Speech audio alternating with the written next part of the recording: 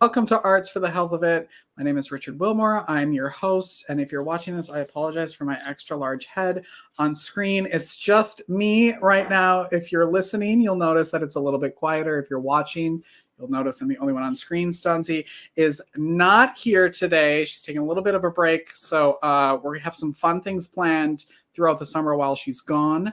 But hopefully you're not tuning in just for her because she isn't here. Please don't turn it off because she won't be here for a little while. But we miss her and we love her, and you'll see her soon.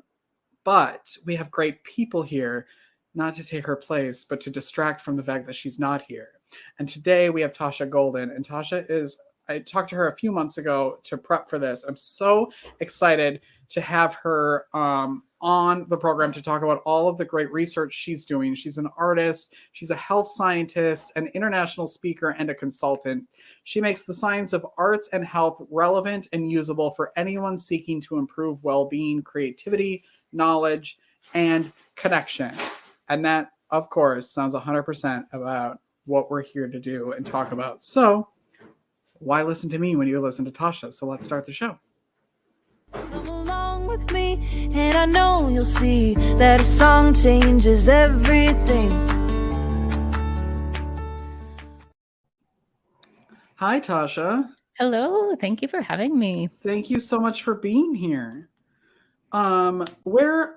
I was thinking about this yesterday of what we were going to talk about, and I love the fact that we get to talk to people from all over the world here on this podcast. So tell everybody where you are right now in the world. Where am I in time and space? I am in Louisville. I am in Louisville, Kentucky. And what time is it there? It is 10:38 a.m. All right. So how's the future? It's 9:30 here. How's the future? It's looking good today?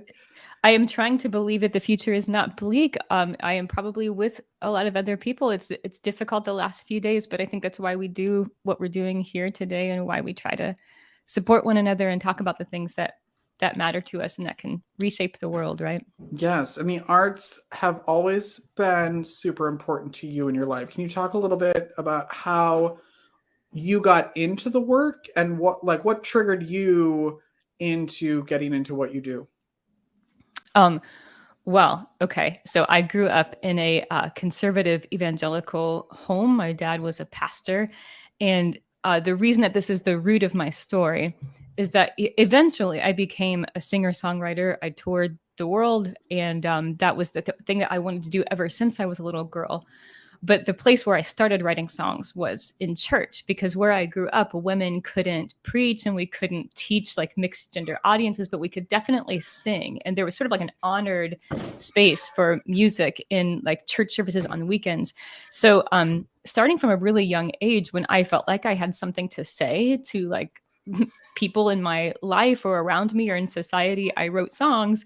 And then because I had an in, because my dad is the pastor, I often, typically if I wanted to sing, I got to sing. So that became the way that music was my way to speak what was going on in my life and actually be heard.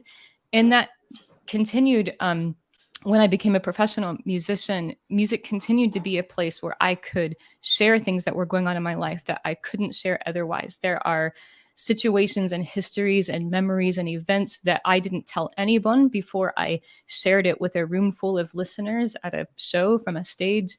And music has always sort of represented that space where something that might be too big or too controversial or too scary or too intimate or whatever the case may be, for me to share in conversation or in typical exchanges like what we're having right now, music was the place where I could do that. So as a singer-songwriter, I had songs about things like domestic violence, my family's history of that, songs about my own history of depression or mental illness.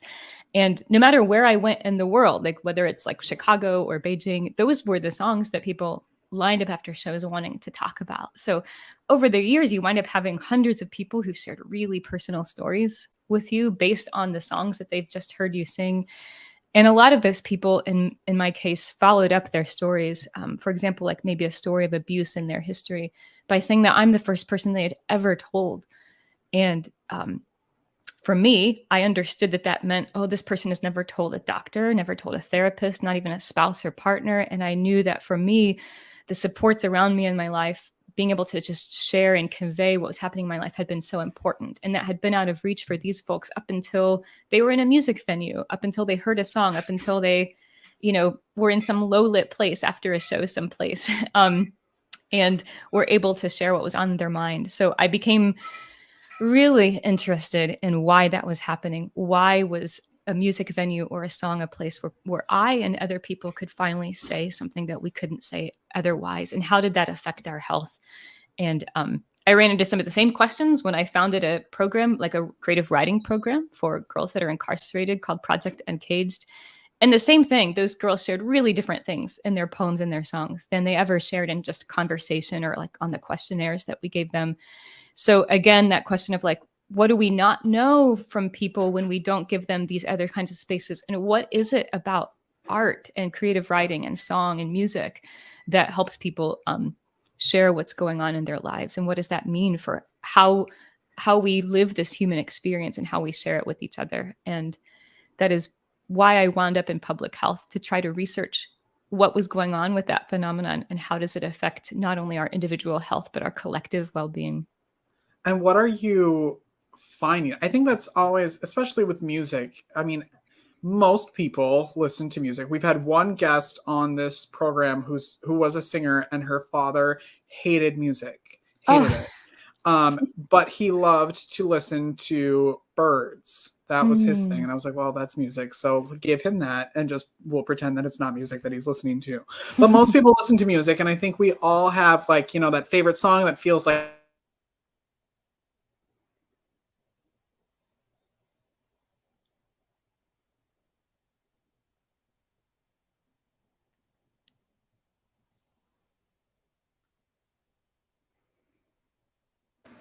I don't know what just happened. Apparently my mic muted itself.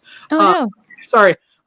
Where you had that song that you think was written for you, and then you go to their concert, and there are, 40,000 other people singing that same song, and you're like, well, that was my song. What happened? So I think that's very interesting how we attach ourselves to music. But what are you finding that why do we do that? Well, there isn't any single answer. There are a lot of different studies, people trying to figure out like actual neurobiological mechanisms for different things. But the larger way that I think about it and that I find helpful to talk about, especially in everyday life and in situations that are related to health and well-being, is that we did not evolve to be able to share all of our lives in conversation. That's not possible. It's not the ideal. It's not optimal. I think a lot of times in our society, especially like Western, maybe like white dominant norms in our society, we think that the ideal, like whatever you're going through, you're supposed to be able to just chat about it.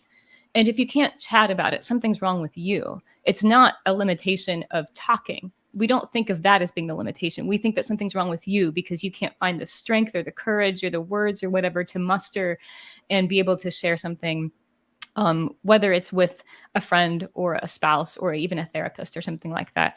I think one of the reasons that art exists is that the human experience is far larger than conversation and language like this. And that's why we evolved to make and share art. It can allow us to express something much larger about the human experience. Sometimes I think of it as like, if you think of the human experience as being this like vast mountainous landscape, and there's maybe like a tiny shack on the hillside on that landscape. And that tiny shack is like conversation and texts and tweets. And we try to squeeze all of the human experience into that tiny shack on the hillside, and it can't accommodate it. The human experience is vast, and it's always been vast. That's the only kind of human experience that exists, is the kind that's kind of too much.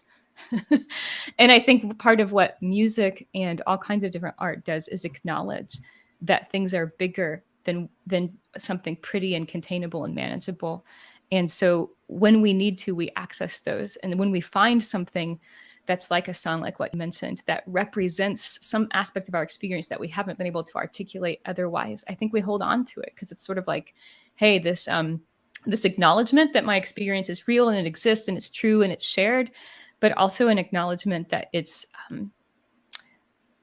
larger than I was able to just say to a friend or write out in a paragraph.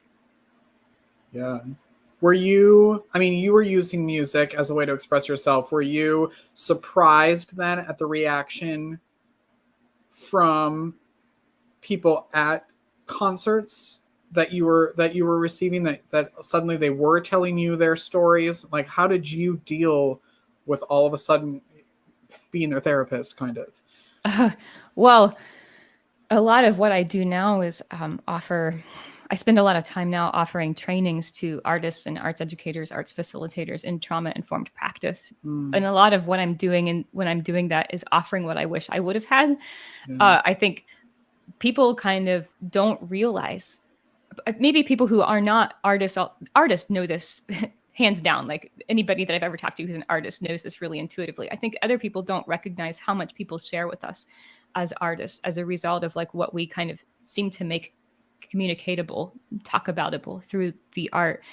And so definitely you don't want to put yourself in the position of therapist. I think I was sometimes surprised by what people chose to share with me. I think I was more surprised when I was the first person they had ever shared it with. And I don't think I was surprised that it happened. I think I was more in wonderment about how and why it happened.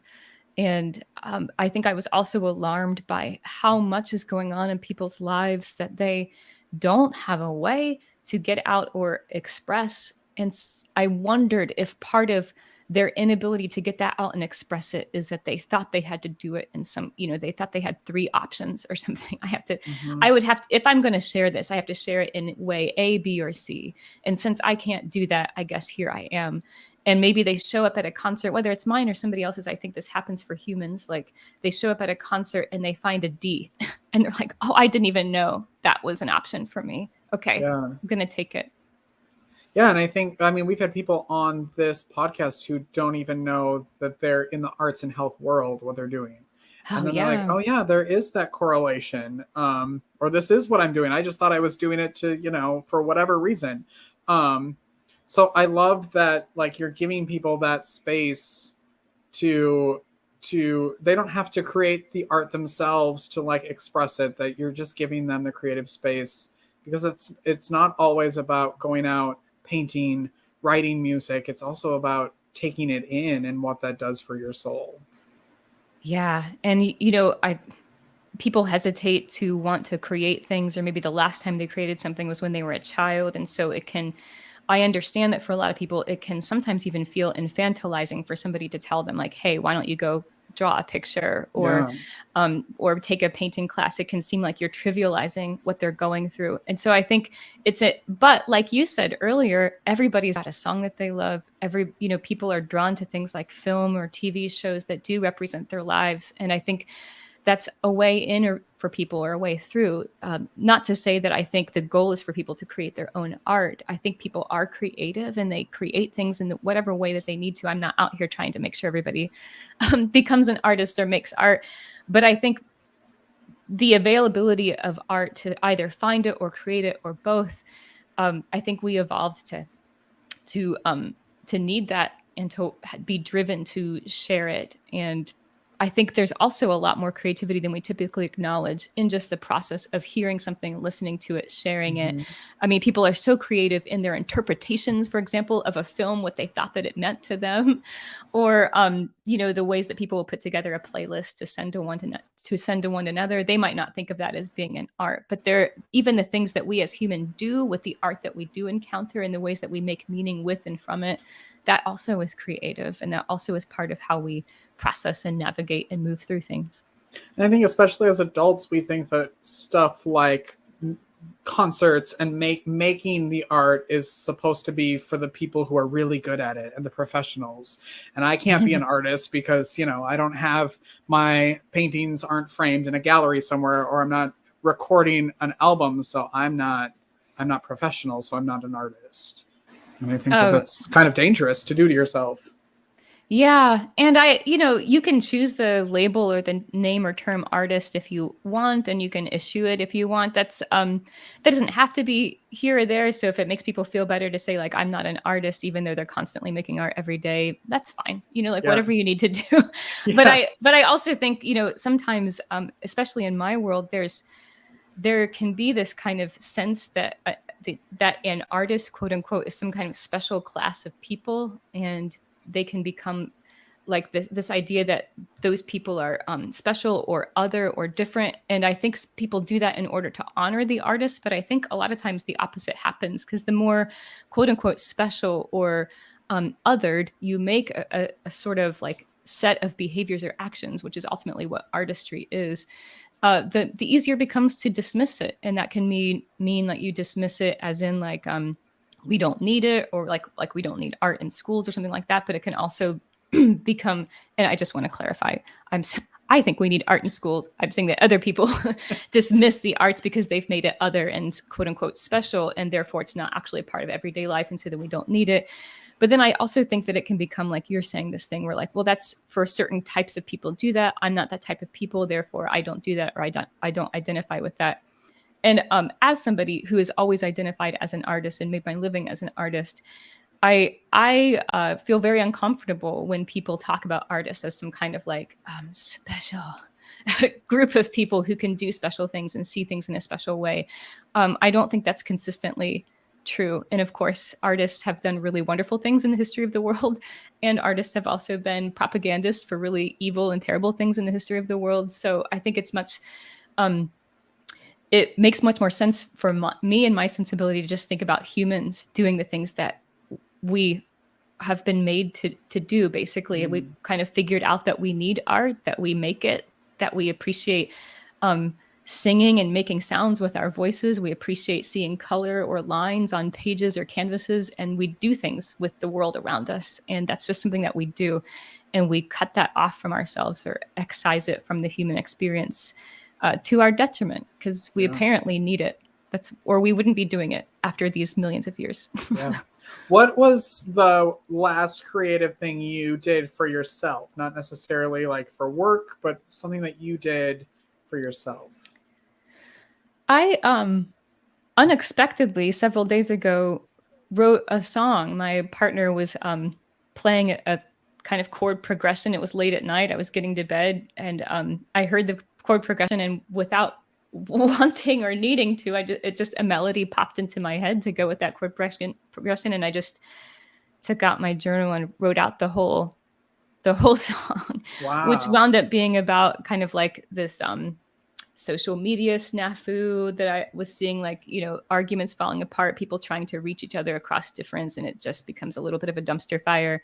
And the song doesn't reflect all of that, but that's kind of what motivated it, and it felt really good to get it out. And the next day I had to sit down and be like, well, how does this sound on the voice? You know, how does it feel to sing it? And it felt great to sing it. Do you record? I don't even know if this is a dumb question or not, but like, do you record every song that you write, or is it sometimes just like you need to get it out, like poetry almost? It's a mix. It's often, at first, it's just something that I want to get out. But from the time I was little, and this is not true, obviously, for every artist, I have always seen music foremost for me as communication. I think for a lot of the musicians around me, maybe they would say that music is foremost for them expression. And the nuance, like the lines between these two are incredibly blurry for all of us, and it can change day to day or hour to hour. But almost always when I'm writing something, I'm thinking about what that might mean for somebody to share it. What might that mean? How does that help me feel like I'm connected with my fellow humans? And so I'm always recording stuff because I want to be able to come back to it later and maybe share it with somebody. How does that feel as the person who's taking the time to write, go out and perform? How does that feel then to have that sort of feedback from the people that are coming to see you or listen to you? For me, that has always been really rewarding and important. And I think that's because, like I said, my primary motivation for making art has always been to communicate. And I'm neurodivergent and I'm an introvert. And I think probably I always wanted to connect with my fellow humans and felt like I was inadequate at that in the sort of like quote unquote normal ways. And so I think from the time I was a very little girl, I was trying to find like, what is the way that I can communicate that people will hear me and they'll appreciate it and they'll listen and then we can have a conversation about what they just heard. So when that happens, it's one of the most rewarding things in my life. Like I remember telling, people when I was very young that like the best thing that could happen when I shared a song was for somebody to say something like, oh, I felt that same way before and have never been able to articulate it. And you did that for me. And that's hearing that is probably, one of the most rewarding things that I've been able to experience. How would you describe, this is sort of going to be, I guess, maybe a 2-part question. How would you describe your music, and what type of music do you love to listen to? Well, I don't know how I would describe my music, but other people have described it as something like romantic, lush pop. It's a little bit like folk pop. So that is our music. It's been, like played on folk radio, but also played on other like pop stations or retail stores and airplanes, apparently, or airports, I mean. And what was the second part of your question? Like who you listen to, or the type of music that you love to listen to. What do you connect with?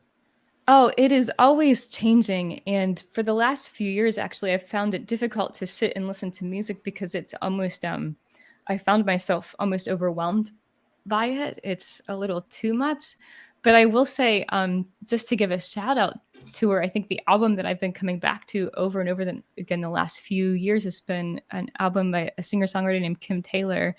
I think it's called, oh man, this is terrible of me. It was called Lessons, something like that. But it's just a very Americana kind of album about like basically life being challenging. But some of what I love about it is the way that the drums sound just nice and deep and stark, sort of like an Alison Krauss record or something like that. And then and the gentle plucking of the guitar strings, and there's something very soothing about it, I think, because the songs sort of like acknowledge that life is challenging and you just want to sit in that acknowledgement sometimes. So that's been a reliable go-to for me during a time the last few years when I felt like sometimes listening to music is too much emotionally. That one's been a good one. I'm going to write that down and download that as soon as this is over. We're going to take a quick break and come back with Tasha. And I want to talk about the articles that you just had published, which is, I'm so excited and very proud of you, and you should be too. I'm sure it was a ton of work. And then also, I want to know what people can start doing today. If you have tips for people to start integrating the arts into their lives, something easy for them today. So we'll take a break and be right back with Tasha Golden after this. Whether you consider yourself a musician or not, music is all around us, and it affects our everyday lives. Whether it's background music influencing our shopping habits in a store, organ music adding the vibe to a baseball game, or a playlist convincing us to keep going on that last mile of a run. I'm Mindy Peterson, host of the podcast Enhance Life with Music, where we take a holistic look at the power of music in our everyday lives through the lens of science and health, sports and entertainment, business, and education.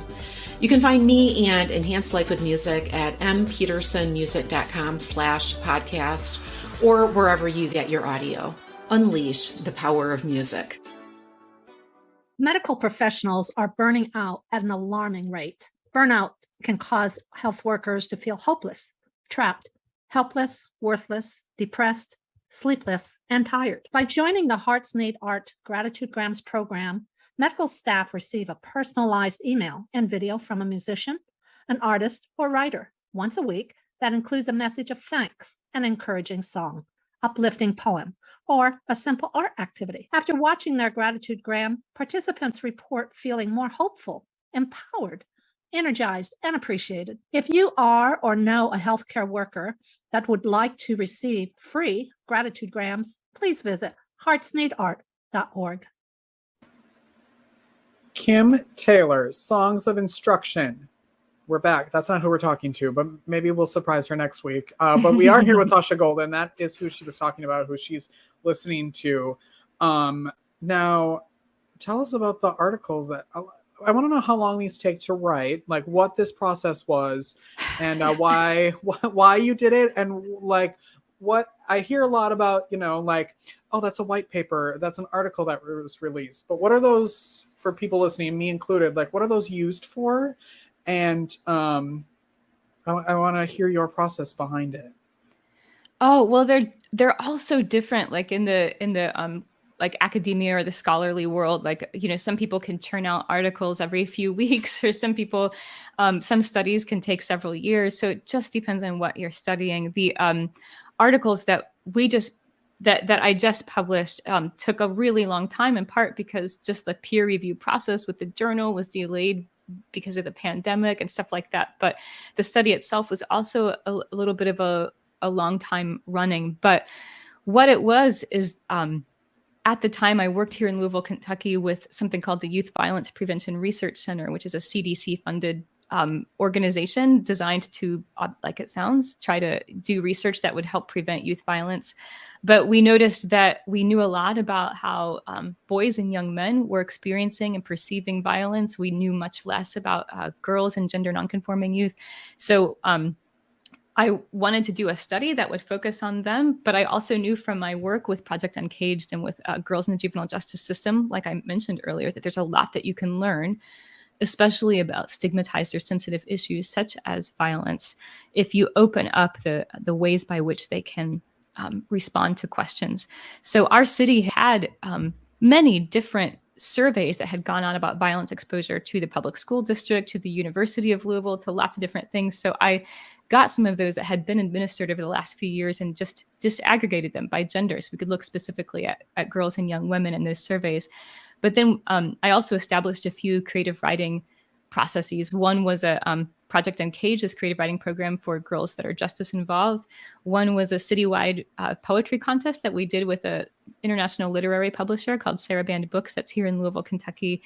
And then another one was the script of a play that we got from survivors of violence at the University of Louisville who had written this play about their experiences and performed it for 2 sold-out shows, and got the script of that and basically analyzed all of that creative writing as qualitative data. And we were able to combine the survey data with all of that creative writing data. And so obviously that took some time to do, but the findings are really fascinating. So the 2 articles are actually 2 parts of the same study. The first article tells you what we learned about violence by combining these surveys with the creative writing, what we learned from girls and young women. And then the second article tells you what I found when I compared those surveys to each other. So how did the surveys perform, quote unquote, as research methods for trying to learn about violence of this population? And how did the creative writing methods perform? And how did those compare to each other? So there's a lot to talk about there, but a lot of it is driven by this history and this question that I've had for my whole life about how and why the arts help us communicate about things that are otherwise difficult to share or open up about. And I know you sent the links to us, so we'll put those in the notes and in the comments if you want. Are those on your website as well? They are, yeah. Okay, good. And what is the best way that people can connect with you and reach out to you? My website is just tashagolden.com. And there's a lot of information there about my articles and publications, both academic articles and other things as well. And then you can learn about other things that I do, workshops or trainings or talks that I give, if that could be useful to you. Yeah, and I think is it one of your workshops that's titled How We Human? I have had workshops titled that, but it's not titled that on my website. Okay. But yeah, just trying to help people use the arts to embrace what it is to be human. Yeah, I love that. I can't take the credit for titling this episode How We Human. Tasha totally did it, but I loved that title. I feel like that should be the title of the podcast because it's so important. Like the arts should be so integrated into how we are people. And I love that you're doing to make that people don't have a tip. Do you have any tips? I'm so sorry you cut out just a little bit when you're asking your question. Sorry, I was wondering if you had any tips or something that people could start today to start their creative practice. Yeah, I mean, a big part of what I typically talk about, and especially as it relates to the title of this podcast episode, How We Human, is a first step is to recognize that the human experience isn't supposed to be small and contained just because that's what's expected of us in quote unquote polite society or in boardrooms. or in other kind of public spaces, you're kind of expected to perform like a robot. I call it the 3 robot settings. Like it's okay to be slightly frustrated or sad or neutral or slightly happy. If you're anything beyond those 3 things in either direction, like people feel like you're weird or out of place or unprofessional or something like that.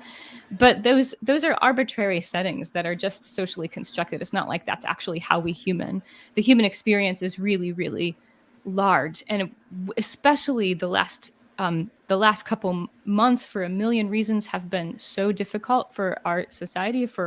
There's so much going on here in America. And I think one of the ways that we add suffering to the suffering that we're all legitimately and justly experiencing is that we think we're not supposed to be feeling it, or we think we should be able to contain it and just keep hustling and keep doing whatever we're doing every day. So my suggestion is usually to, first of all, no, you're not supposed to be able to squeeze your experience into those 3 robot settings, or like I said earlier, the tiny shack on the side of a mountain. The human experience is supposed to feel like a lot.